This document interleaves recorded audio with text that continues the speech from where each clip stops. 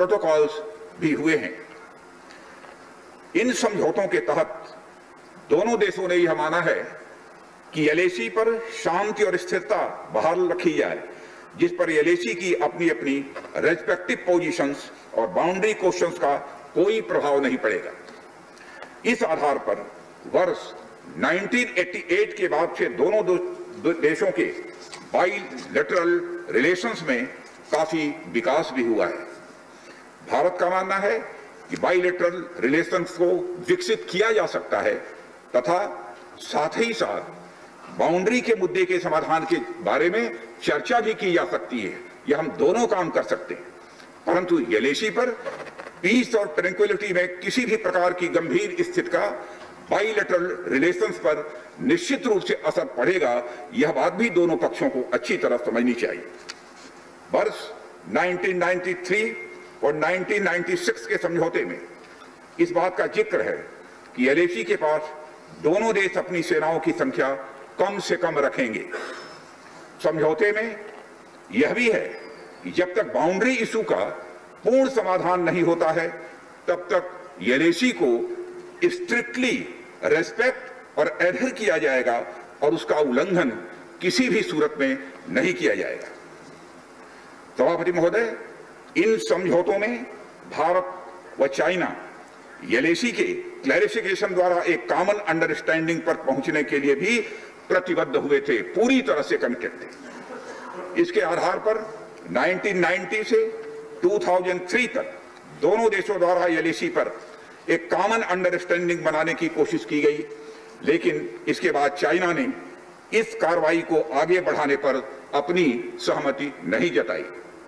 इसके कारण कई जगहों पर चाइना तथा भारत के बीच एलएसी परसेप्शंस में ओवरलैप बराबर बना रहता है।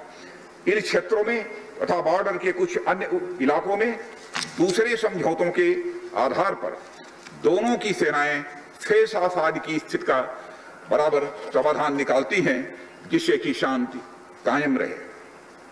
सभापति महोदय, इससे पहले कि मैं सदन को वर्तमान स्थिति के बारे में बताऊं, मैं यह बताना चाहता हूं कि सरकार की विभिन्न इंटेलिजेंस एजेंसीज के बीच कोऑर्डिनेशन का एक इलेबोरेट और टाइम टेस्टेड मैकेनिज्म है, जिसमें सेंट्रल पुलिस फोर्सेस और तीनों आर्म्ड फोर्सेस की इंटेलिजेंस एजेंसी भी शामिल हैं। टेक्निकल और ह्यूमन इंटेलिजेंस को लगातार कोऑर्डिनेटेड तरीके से इकट्ठा किया जाता है तथा आर्म्ड फोर्सेस से उनके डिसीजन मेकिंग के लिए शेयर भी किया जाता है। सभापति महोदय, मैं अब सदन को इस साल उत्पन्न परिस्थितियों के बारे में अवगत कराना चाहता हूं। अप्रैल माह से ईस्टर्न लद्दाख की सीमा पर चाइना ने सेनाओं की संख्या तथा उनके आर्मामेंट्स में वृद्धि की है, जिसे स्पष्ट रूप से देखा गया है। मई महीने के प्रारंभ में चाइना ने गलवान घाटी क्षेत्र में हमारी ट्रुप्स की नॉर्मल ट्रेडिशनल पेट्रोलिंग पैटर्न में व्यवधान डालना शुरू किया, जिसके कारण फेस ऑफ की स्थिति उत्पन्न हुई। ग्राउंड कमांडर्स द्वारा इस समस्या को सुलझाने के लिए विभिन्न समझौतों तथा प्रोटोकॉल के तहत वार्ता की जा रही थी कि इसी बीच मई महीने के मध्य में सभापति महोदय, चाइना द्वारा वेस्टर्न सेक्टर में कई स्थानों पर एलएसी पर ट्रांसग्रेशन करने की कोशिश की गई। इसमें कोंकला, गोगरा और पेंगोंग लेक का नॉर्थ बैंक शामिल है। इन कोशिशों को हमारी सेनाओं ने समय पर देख लिया तथा उसके लिए आवश्यक जवाबी कार्रवाई भी हमारी सेना ने की, सभापति महोदय। और हमने चाइना को डिप्लोमेटिक तथा मिलिट्री चैनल्स के माध्यम से यह अवगत करा दिया कि इस प्रकार की गतिविधियां यथास्थिति को, यानी स्टेटस को एक तरफा बदलने का प्रयास है, और यह भी साफ कर दिया कि ये प्रयास हमें किसी भी सूरत में सभापति महोदय मंजूर नहीं है। यह दो टूक शब्दों में यह चाइना को बता दिया गया है। एलएसी के ऊपर फ्रिक्शन बढ़ता हुआ देखकर दोनों तरफ के सैन्य कमांडरों ने 6 जून 2020 को मीटिंग की तथा इस बात पर सहमति बनी कि रेसिप्रोकल एक्शंस के आधार पर डिसएंगेजमेंट किया जाना चाहिए। दोनों पक्ष इस बात पर भी सहमत हुए कि एलएसी को माना जाएगा तथा कोई ऐसी कार्रवाई नहीं की जाएगी जिससे यथास्थिति यानी स्टेटस को बदले। किंतु इस सहमति के उल्लंघन में चीन द्वारा एक बहुत ही वायलेंट फेस ऑफ की स्थिति 15 जून को गलवान में क्रिएट की गई। हमारे बहादुर सिपाहियों ने, बहादुर जवानों ने अपनी जान का बलिदान दिया, पर साथ ही चीनी पक्ष को भी भारी क्षति पहुंचाई है सभापति महोदय, और अपनी सीमा की सुरक्षा में कामयाब भी रहे हैं। इस पूरी अवधि के दौरान हमारे बहादुर जवानों ने जहां संयम की जरूरत थी वहां संयम रखा, और जहां शौर्य की जरूरत थी वहां शौर्य का भी प्रदर्शन किया। मैं सदन से यह अनुरोध करता हूं कि हमारे सैनिकों की वीरता एवं बहादुरी की भूरी भूरी प्रशंसा की जानी चाहिए। हमारे बहादुर जवान अत्यंत मुश्किल परिस्थितियों में अपने अथक प्रयास से समस्त देशवासियों को सुरक्षित रखने के अपने दायित्व का निर्वहन कर रहे हैं। सभापति महोदय, एक ओर किसी को भी हमारी सीमा की सुरक्षा के प्रति हमारे दृढ़ निश्चय यानी डिटर्मिनेशन के बारे में संदेह नहीं होना चाहिए, वहीं भारत यह भी मानता है कि पड़ोसियों के साथ शांतिपूर्ण संबंधों के लिए आपसी सम्मान और संवेदनशीलता भी यह रखना आवश्यक है। चूंकि इस मौजूदा स्थिति का बातचीत के जरिए समाधान चाहते हैं, हमने चाइनीज साइड के साथ डिप्लोमेटिक और मिलिट्री इंगेजमेंट बनाए रखा है। इन डिस्कशंस में 3 की प्रिंसिपल्स हमारी अप्रोच को सभापति महोदय तय करते हैं। पहला, दोनों पक्ष को एलएसी का सम्मान और कड़ाई से पालन करना चाहिए। फर्स्ट। सेकंड, किसी भी पक्ष को अपनी तरफ से यथास्थिति का यानी स्टेटस को का उल्लंघन करने का प्रयास नहीं करना चाहिए। थर्ड, दोनों पक्षों के बीच सभी समझौतों और अंडरस्टैंडिंग्स का पूर्णतया पालन करना चाहिए। चाइनीज साइड की यह पोजीशन है कि स्थिति को एक जिम्मेदार ढंग से हैंडल किया जाना चाहिए और द्विपक्षीय समझौतों एवं प्रोटोकॉल के अनुसार शांति एवं स्थिरता सुनिश्चित किया जाना चाहिए। लेकिन सभापति महोदय, इसके बावजूद चीन की गतिविधियों से यह पूरी तरह से स्पष्ट है, उसकी कथनी और उसकी करनी में अंतर है।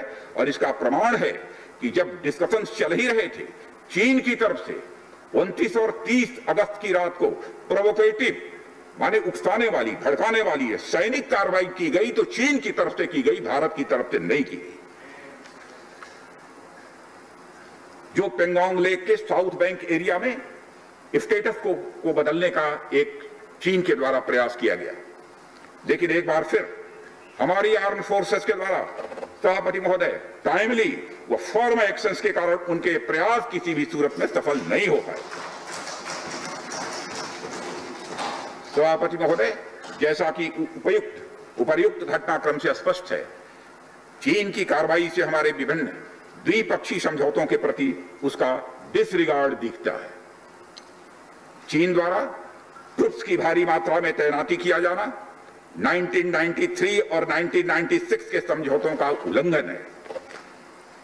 एलएसी का सम्मान करना और उसका कड़ाई से पालन किया जाना सीमा क्षेत्रों में शांति और सद्भाव का यह आधार है, और इसे 1993 और 1996 के समझौतों में स्पष्ट रूप से स्वीकार भी किया गया है, जबकि हमारी आर्म फोर्सेस इसका पूरी तरह से पालन करती हैं।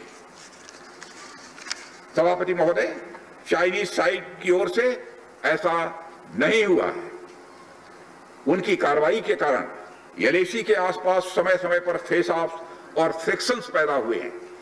जैसा कि मैंने पहले भी उल्लेख किया, इन समझौतों में फेस ऑफ की स्थिति से निपटने के लिए विस्तृत प्रोसीजर्स और नॉर्म्स भी निर्धारित हैं।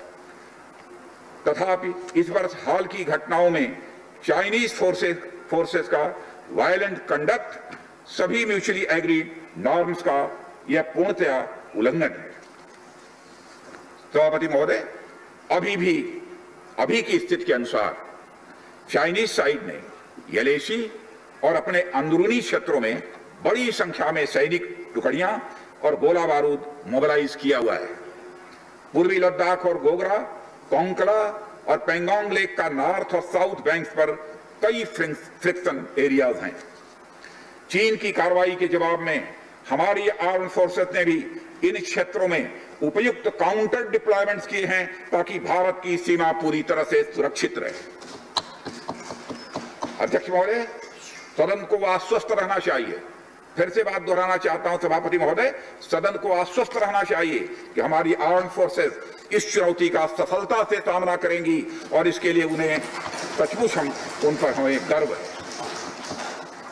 अभी जो स्थिति बनी हुई है उसमें संवेदनशील ऑपरेशनल मुद्दे शामिल हैं, सेंसिटिव ऑपरेशनल इश्यूज यह शामिल है। इसलिए मैं इस बारे में ज्यादा ब्यौरे का खुलासा नहीं करना चाहूंगा और मैं आश्वस्त हूं यह सदन इस संवेदनशीलता को समझेगा। सभापति महोदय, कोविड-19 के चुनौती भरे समय में हमारी आर्म्ड फोर्सेज और आईटीबीपी का तेजी से डिप्लॉयमेंट हुआ है। उनके प्रयासों को एप्रिशिएट किए जाने की जरूरत है और यह इसलिए भी संभव हुआ है क्योंकि सरकार ने पिछले कुछ वर्षों में बॉर्डर इंफ्रास्ट्रक्चर के विकास को काफी अहमियत दी है। सदन को जानकारी है कि पिछले कई दशकों में चीन ने बड़े पैमाने पर इंफ्रास्ट्रक्चर एक्टिविटी सीमा पर प्रारंभ की है, जिनसे बॉर्डर एरियाज में उनके डिप्लॉयमेंट की क्षमता भी बढ़ी है। इसके जवाब में हमारी सरकार ने भी बॉर्डर इंफ्रास्ट्रक्चर डेवलपमेंट के लिए बजट को बढ़ाया है, जो पहले से लगभग 2 गुना से अधिक है। इसके फलस्वरूप बॉर्डर एरियाज में काफी रोड्स और ब्रिजेस भी बनाए गए हैं। इससे न केवल लोकल पॉपुलेशन को जरूरी कनेक्टिविटी ही मिली है, बल्कि हमारी आर्म्ड फोर्सेस को बेहतर लॉजिस्टिकल सपोर्ट भी मिला है। इसके कारण वे बॉर्डर एरियाज में अधिक अलर्ट रह सकते हैं और जरूरत पड़ने पर बेहतर जवाबी कार्रवाई भी कर सकते हैं। और आने वाले समय में भी सरकार इस उद्देश्य के प्रति पूरी तरह से प्रतिबद्ध रहेगी। देश हित में हमें कितना ही बड़ा और कितना ही कड़ा कदम उठाना पड़े सभापति महोदय, हम पीछे नहीं हटेंगे। माननीय सभापति महोदय, मैं इस बात पर बल देना चाहूंगा कि भारत हमारे बॉर्डर एरियाज में मौजूदा मुद्दों का हल शांतिपूर्ण बातचीत और विचार विमर्श के जरिए किए जाने के प्रति पूरी तरह से प्रतिबद्ध है। इस उद्देश्य से मैं अपने चाइनीज काउंटर पार्ट से 4 सितंबर को मॉस्को में मिला और उनसे हमारी मौजूदा स्थिति के बारे में व्यापक चर्चा भी हुई है। मैंने स्पष्ट तरीके से हमारी चिंताओं को चीनी पक्ष के सामने रखा है, जो उनकी बड़ी संख्या में ट्रूप्स की तैनाती, आक्रामक रवैया और एक तरफा स्टेटस को बदलने की कोशिश से संबंधित था। इन सब सारे मुद्दों को अपने काउंटर पार्ट के सामने हमने रखा है और मैंने 2 टूक शब्दों में यह स्पष्ट किया कि हम इस मुद्दे को शांतिपूर्ण ढंग से हल करना चाहते हैं और हम चाहते हैं कि चीनी पक्ष हमारे साथ मिलकर काम करे। वहीं हमने यह भी स्पष्ट कर दिया कि हम भारत की एकता, संप्रभुता और अखंडता की रक्षा के लिए पूरी तरह से प्रतिबद्ध हैं। यह भी हमने पूरी तरह से स्पष्ट कर दिया। इसके बाद मेरे सहयोगी विदेश मंत्री श्री जयशंकर जी भी 10 सितंबर को मॉस्को में चाइनीज विदेश मंत्री से मिले। दोनों एक एग्रीमेंट पर पहुंचे सभापति महोदय कि यदि चाइनीज साइड द्वारा सिंसियरली और फेथफुली एग्रीमेंट को इंप्लीमेंट किया जाता है तो कंप्लीट डिसएंगेजमेंट प्राप्त किया जा सकता है और बॉर्डर एरियाज में शांति भी स्थापित की जा सकती है। सभापति महोदय, जैसा कि सदस्यों को जानकारी है, बीते समय में भी चीन के साथ हमारे बॉर्डर एरियाज में लंबे स्टैंड ऑफ की स्थिति कई बार बनी है, जिसका शांतिपूर्ण तरीके से समाधान भी किया गया था। हालांकि इस वर्ष की स्थिति, चाहे वो ट्रूप्स की स्केल ऑफ इन्वॉल्वमेंट हो या फ्रिक्शन पॉइंट्स की संख्या हो, हम पहले से बहुत अलग हैं। फिर भी हम मौजूदा स्थिति के शांतिपूर्ण समाधान के प्रति पूरी तरह से कमिटेड हैं। अध्यक्ष महोदय, युद्ध की शुरुआत तो हमारे हाथ में होती है लेकिन उसका अंत नहीं होता है। और मुझे कई बार ताज्जुब होता है कि शांति का यह संदेश जिस धरती से पूरे विश्व को गया है, उस धरती की शांति में विघ्न के द्वारा विघ्न डालने का प्रयास किए जाते हैं। और अध्यक्ष महोदय, सदन के माध्यम से मैं हमारे 130 करोड़ देशवासियों को आश्वस्त करना चाहता हूं कि हम देश का मस्तक झुकने नहीं देंगे, न ही हम किसी का मस्तक झुकाना चाहते हैं। इस राष्ट्र के प्रति, इसकी सुरक्षा के प्रति हम पूरी तरह से दृढ़ संकल्प हैं। अध्यक्ष महोदय, इस सदन की एक गौरवशाली परंपरा रही है कि जब भी देश के समक्ष कोई बड़ी चुनौती आई है तो इस सदन ने भारतीय सेनाओं की दृढ़ता और संकल्प के प्रति अपनी पूरी एकता और पूरा भरोसा दिखाया है। साथ ही सीमा क्षेत्र में तैनात अपने बहादुर सेना के जवानों के शौर्य, पराक्रम और सीमा की सुरक्षा के प्रति उनकी प्रतिबद्धता पर इस सदन ने पूरा विश्वास भी व्यक्त किया है।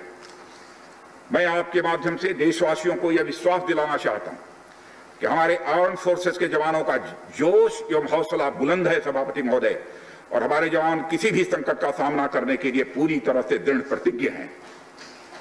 और इस बार भी सीमा पर हमारे वीरों ने किसी भी प्रकार की आक्रामकता दिखाने के बजाय धैर्य और साहस का परिचय दिया है। हमारे यहाँ कहा गया है कि साहसे खलु स्त्री वसति, यानी साहस में ही विजय स्त्री का निवास होता है। और हमारे सैनिक तो साहस के साथ साथ संयम, शक्ति, शौर्य और पराक्रम की जीती जागती प्रतिमूर्ति है सभापति महोदय।